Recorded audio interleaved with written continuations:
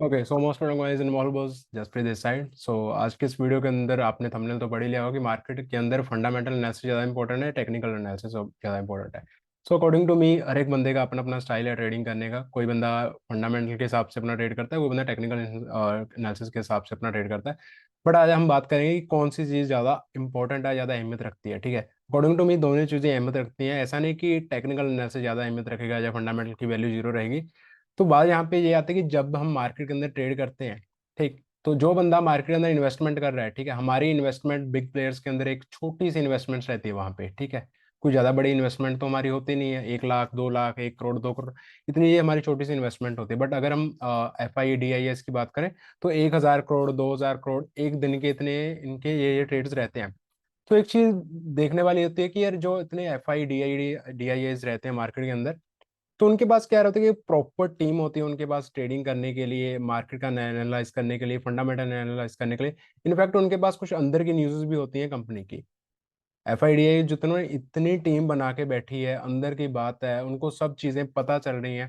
ठीक है, एक चीज सोच के देखिए, क्या आप उस लेवल तक उन चीजों को आप पकड़ पाओगे? जैसे कि कोई भी मैं भी स्टॉक पकड़ लेता हूँ, तो आपको समझाता हूँ कि टेक्निकल और नॉर्मल जो हमारा रहता है फंडामेंटल एनालिसिस, तो दोनों के अंदर डिफरेंस क्या रहता है। तो आज उसी डिफरेंस के ऊपर मैं बात करने वाला हूँ। ठीक, तो अभी प्रेजेंटली मैं खोल के बैठा हूँ रिलायंस का चार्ट। ठीक है, निफ्टी 50 का पहला चार्ट है, सबसे ज्यादा इसकी अहमियत रहती है निफ्टी के अंदर। ठीक है, तो जितनी भी अभी ड्रॉइंग्स हैं अभी सभी को मैं करता हूँ रिमूव यहाँ पे, चार्ट्स को प्रॉपर कर देता हूँ क्लियर। ठीक, तो आगे पीछे जाते हैं, देखते हैं मार्केट के अंदर अभी जो कैंडल चल रही है वो 15 मिनट की कैंडल चल रही है। अगर आप इन्वेस्टमेंट करना चाहते हो तो 1 डे 1 आवर की कैंडल या 4 आवर की आप कैंडल्स का यूज कर सकते हो।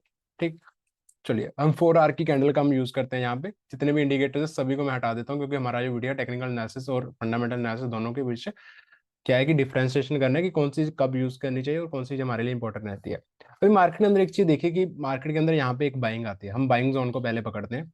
Okay okay, and first one buying buying यहाँ पे आती है। ठीक, सेकंड वन बाइंग यहाँ पे आती है। ठीक, अभी एक चीज देखिए यार, जो मार्केट के अंदर ये वाली बाइंग आ रही है या ये वाली बाइंग आ रही है, जब मार्केट एक साथ 10% ऊपर जा रहा है मार्केट के अंदर, कोई भी स्टॉक, मैं अकेले रिलायंस की बात नहीं कर रहा, अगर अडानी के अंदर बात करें तो उसके अंदर भी अपर स्टॉक्स लगते रहते हैं। ठीक है, अभी मार्केट एकदम से इतना ऊपर जा रहा है, आपको क्या पता ये क्यों ऊपर जा रहा है? ठीक, क्या पता FIDI जिन्होंने इनको बाय किया, क्या पता उनके पास कोई न्यूज हो, क्या पता उन्होंने अपना प्रॉफिट बुक किया हो। ठीक है, अगर आप मान के चलिए कोई कंपनी के अंदर कोई वीक न्यूज आती है जिसके कारण उसके स्टॉक्स के ऊपर डिफरेंस पड़ेगा।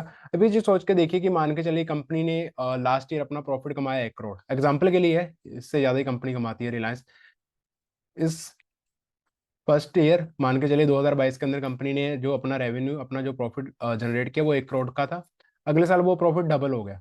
ठीक, तो आपके पास ये वाली जो न्यूज है 2 करोड़ वाली, जब तक आपके पास पहुंचेगी तब तक ऑलरेडी जो स्टॉक है वो मोमेंटम कर चुका होगा। क्योंकि जो बड़े प्लेयर्स बैठे हैं उनके पास अपनी टीम्स है, अंदर के कुछ बंदे हैं, उनके पास पहले पता चल जाएगा। अभी जो हमारे यहाँ रिटेलर है उसको कैसे पता चलेगा कि यार कब बाइंग करें क्या करें? तो वहां पे एक काम आता है टेक्निकल एनालिसिस। जब भी कोई बंदा या FIDI कोई भी बड़ी बाइंग करते हैं तो वो चार्ट के ऊपर साफ साफ दिखता है विद वॉल्यूम। अगर इन बड़ी कैंडल्स के ऊपर मैं जाऊं, ऑलरेडी मार्क करके रखा है, अगर मैं आपको इनको यहाँ पे दिखाऊं तो आपको नीचे यहाँ पे एक वॉल्यूम देखने को मिलेगा। वॉल्यूम मतलब कि इतने स्टॉक्स को बाय किया गया और इतनी जल्दी बाय किया गया, क्योंकि मार्केट के अंदर डिमांड थी, कोई न्यूज थी, कुछ ना कुछ कोई ना कोई खबर थी जिसके बारे में आपको नहीं पता, बट चार्ट के ऊपर वो चीज शो होगी। जब ये वाली चीज चार्ट के ऊपर आपको शो होगी चाहो तो आप बाय करोगे। तो यहाँ पे क्या काम आ रहा है? टेक्निकल एनालिसिस काम आ रहा है। क्योंकि न्यूज़ेस आने में आपके पास टाइम लग जाएगा। कुछ न्यूज़ेस होते हैं कि हाँ कंपनी का रिजल्ट ऐसा आ सकता है, कंपनी का रेवेन्यू ऐसा आ सकता है, कंपनी अपनी रिपोर्ट सबमिट करेगी, वो लगता है कि न्यूज़ है। बट जो इनसाइडर न्यूज़ होती है, ये वाली न्यूज़ जब आप देखते हो, फंडामेंटल एनालिसिस करते हो, तो वहां पे ये वाली न्यूज़ आने के लिए 1-2 दिन लग जाते हैं। तब तक मार्केट ऑलरेडी अपना मोमेंटम कवर कर चुका होता है। मान के चलिए ये मोमेंटम मार्केट ने ये वाला कवर कर दिया, उसके बाद आपके पास न्यूज आ रही है, आप इस जोन के अंदर मार्केट के अंदर रिलायंस का शेयर बाय कर रहे हो, तब तक जो FIDIAs हैं अपना वो प्रॉफिट बुक कर लेते हैं। तो यहाँ पे हमारे पास कौन सी चीज काम आएगी? That's a technical analysis. तो टेक्निकल एनालिसिस क्या करता है? हमें रिटेलर जो इन्वेस्टर है उसको एक आइडिया देता है कि अभी मार्केट ऊपर जाए, क्योंकि अकॉर्डिंग टू टेक्निकल एनालिसिस अगर मैं यहाँ से एक ट्रेंड लाइन भी ड्रॉ करता हूँ, यहाँ से लेके यहाँ तक, अगर आपको टेक्निकल एनालिसिस नहीं आता तो आपको और भी मेरे वीडियोस मिल जाएंगे, अदरवाइज आप कोर्स बाय कर सकते हो। ठीक है, दैट्स योर चॉइस। तो यहाँ पे मैं एक ट्रेंड लाइन ड्रॉ कर देता हूँ। ठीक, नीचे एक स्पॉट जोन बाय का ड्रॉ कर देता हूँ। तो ये वाले जोन का जब ब्रेक हो तो लोगों ने बाइंग की।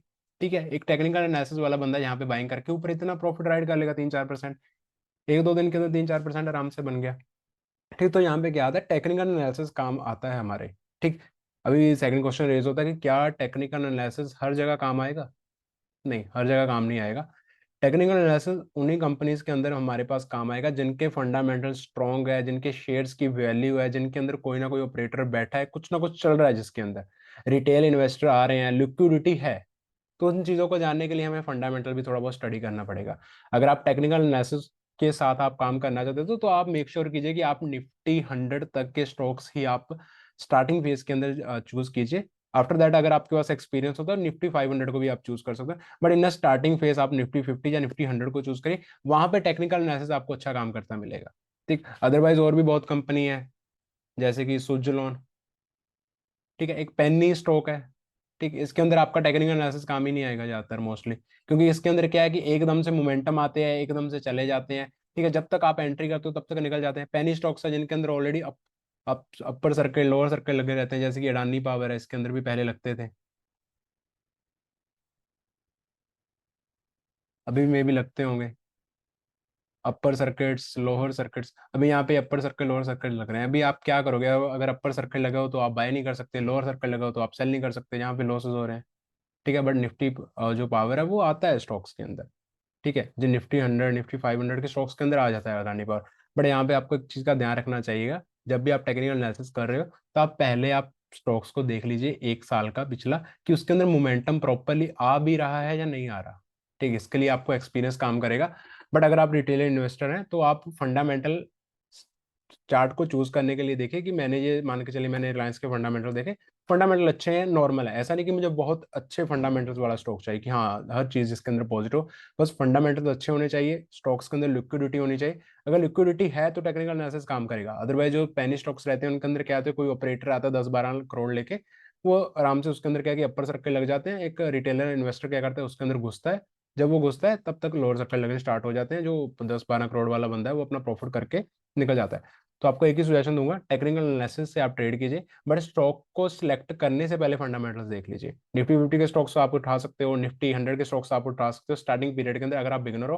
अदरवाइज कोई इशू नहीं है, आप निफ्टी 500 के स्टॉक्स भी उठा सकते हो अगर आपके एक्सपीरियंस है। बाकी अगर आपके कोई भी डाउट्स है तो आप मुझे कमेंट बॉक्स के अंदर बता सकते हो। बाकी यार thank you so much for watching.